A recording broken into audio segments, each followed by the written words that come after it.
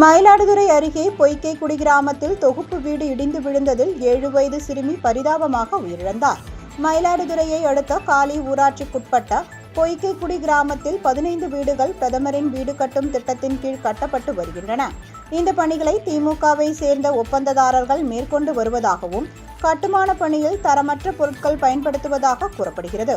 இதனிடையே வீட்டின் கட்டுமான பணிகள் நிறைவடையாத நிலையில் அந்த வீட்டில் அதே கிராமத்தை சேர்ந்த சரண்யா காமராஜ் தம்பதியினர் தங்களது 7 வயது மகள் சகன்யா ஸ்ரீவுடன் வசித்து வந்துள்ளனர். இந்நிலையில் சகன்யா ஸ்ரீ விளையாடிக் கொண்டிருந்த போது திடீரென வீட்டின் உட்புற சுவர் இடிந்து விழுந்தது.